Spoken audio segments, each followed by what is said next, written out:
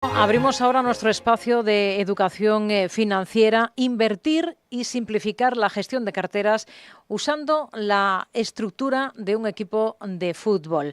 Llegar a un método fiable de inversión utilizando pautas o símiles que todos tenemos en mente gracias al deporte rey. ¿Cómo le suena esta música? Es el planteamiento que recoge el libro Food Markets por 11, cuyo autor nos acompaña esta tarde en el programa, Sebastián Gabriel Pietroniro, que es experto en estrategias de inversión y analista financiero CFA. ¿Qué tal? Muy buenas tardes. Hola Rocío, encantado de estar contigo aquí. Bueno, ¿cómo surge la idea de aplicar el fútbol y sus modelos de inversión? Por tanto, esa idea de plantearse aprender a invertir pues a través del fútbol. Pues la verdad que fue hace muchos años. Estaba yo en el máster en Bolsa de Valencia y justamente estaba en una clase de teoría de carteras, ¿no? Gestión de carteras, allí en el máster. Y empezamos a hablar de 11 activos, de la cartera eficiente, de la frontera eficiente, de sectores, de volatilidades, de correlación. Y automáticamente yo viajé a un campo de fútbol, empecé a ver un poquito las posiciones, las volatilidades, los sectores, y ahí, digamos, empecé a darle forma a todo esto un poquito. En la práctica, la estructura en la que se ha basado es que cada posición en el campo de fútbol, es decir, portero, defensas, medios y delanteros, es un sector económico, ¿no? ¿Elegidos en función de qué? De su volatilidad. Totalmente. Lo más importante en gestión de carteras es la volatilidad, el riesgo, ¿no? Porque al final la rentabilidad es incierta, ¿no? Entonces, el portero es un activo un poquito especial y porque tenemos una confianza en él más a largo plazo, ¿no? Pero lo que es el resto, el defensa, medios y delanteros, van completamente en función de la volatilidad real a 52 semanas. De hecho, además el libro tiene un código QR con el cual hay un software, digamos un Google Drive, que te permite ver todas esas puntuaciones reales, a tiempo real, eh, para, digamos, con la volatilidad real y todos los datos reales. Ujú. El portero es especial, nos dice. ¿En portería qué hay que poner? A ver, en portería es especial porque, digamos, los demás van en función de la volatilidad, ¿no? Por ejemplo, los defensas, volatilidad menor a un 24%, los laterales menor a un 28%, que conglomerarían la zona de la defensa, los mediocentros un 32, menor a un 32%, los mediapuntas menor a un 40% y los delanteros más de un 40%, ¿no? Pero el portero, digamos, es un activo con el que no cambiamos, como si fuera un Casilla, Buffon, que están 10, 15 años en la empresa, ¿no? En lo que vendría a ser nuestro equipo, ¿no? Entonces, podría ser perfectamente un ETF de oro, un ETF de SP 500, acciones extremadamente confiables que tengan muy buen dividendo, como pueden ser Coca-Cola o pueden ser McDonald's, que, digamos, independientemente del ciclo, ¿no? Tienen un comportamiento espectacular en los últimos 20 años, por ponerte un ejemplo, ¿no? Ha citado el ejemplo de un ETF de oro. Fíjese la volatilidad que están teniendo tanto oro como la Claro. plata. Bueno, los ETFs que replican el comportamiento de ese activo, ¿no? Cuando son un sector tradicionalmente refugio. ¿Mejor oro físico cuando se invierte en oro de todas las opciones que tiene un inversor minorista, un inversor particular a mano para exponerse a este activo? A ver, siempre que se pueda, sí. Al final el papel es peligroso porque en caso de que haya un problema serio en el mercado, ¿no? De escasez y todo el mundo quiera recuperar ese oro que es suyo, va a haber una barrera y no van a poder recuperar el oro. Con lo cual, el papel es muchísimo más peligroso que el oro físico. Siempre que fuera oro o plata físico, sería muchísimo mejor. En caso de no poderse, porque la infraestructura es complicada para comprar oro también, tampoco es tan sencillo, ¿no? Sería una buena opción un ETF. Habla de poner en portería, pues ETFs de oro, índices, acciones de bajo riesgo. ¿Cuáles son las acciones de bajo riesgo? Como acciones de bajo riesgo, tienen que tener una volatilidad menor al 24%, ¿no? Y digamos, en esas estaríamos hablando de empresas como, por ejemplo, Coca-Cola y Pepsi, que son del sector de la alimentación, ¿no?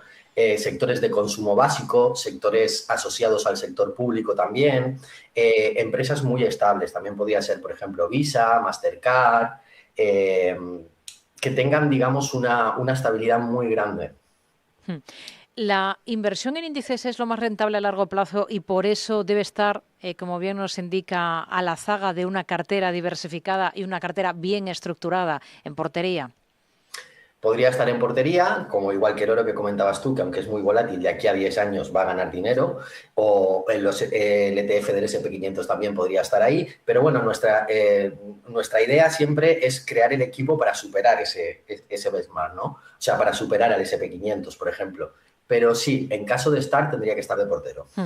En la línea de defensa y siguiendo un poco toda esta estructura que ha diseñado, ¿qué debe ir en una cartera diversificada, en una cartera de inversión?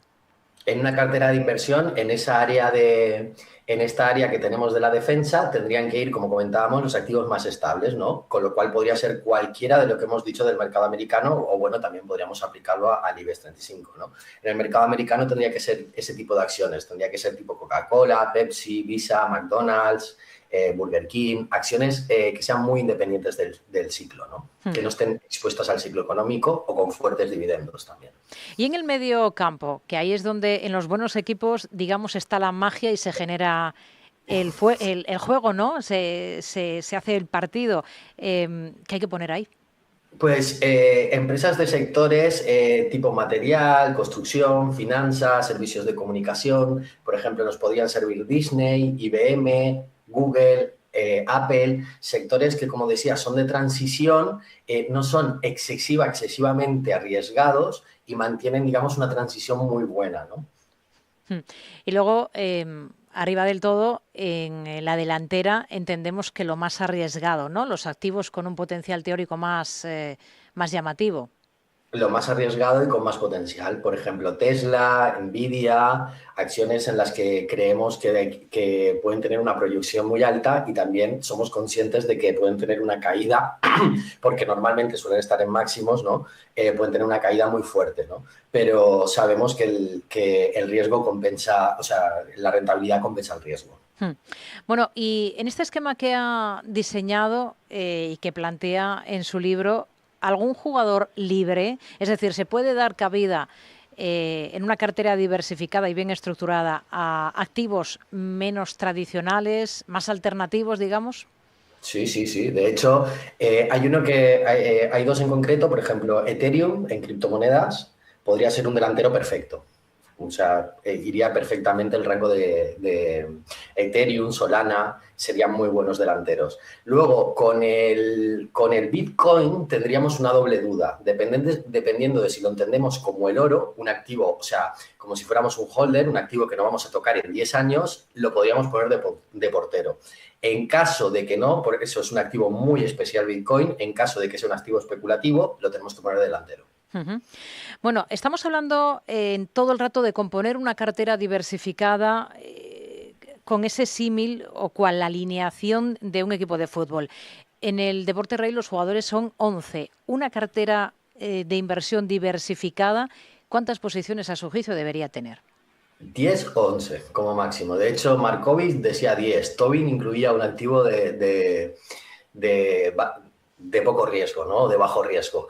Y según ellos, y es en realidad, por la campana de Gauss, a partir de 11 la diversificación empieza a perder sentido. Digamos, empezamos a perder la eficacia en términos de rentabilidad-riesgo. Cada vez nos acercaríamos más o bien a un SP500 o a un fondo global.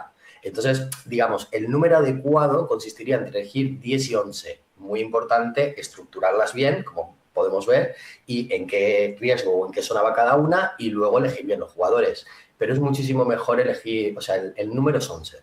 De hecho, por eso el libro se llama X11. Porque entiendo que hay una parte de los inversores que entienden que diversificar quizás supone tener un poquito más, ¿no? Un poco de cada cosa, sin tener en cuenta esto que usted comenta, ¿no? Que a partir de esas posiciones, pues al final se pierde un poco la esencia.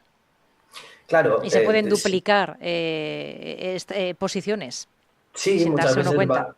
claro, vas a tener acciones que prácticamente tienen una correlación de un 0,80 a 0,90, entonces sí la puedes comprar porque te sientes mejor, porque sientes que estás diversificando riesgo, pero en realidad estás diversificando riesgo y rentabilidad. Casi es mejor tener a las dos en observación y poner en tu equipo la adecuada en cada momento, porque seguramente no suban y bajen a la misma vez, ¿no? Cada una tenga su timing. Con el número de jugadores por zona es como se cuadraría, digamos, en su esquema de inversión el riesgo de una cartera, porque claro, cada perfil de jugador en este caso, de inversor, es diferente.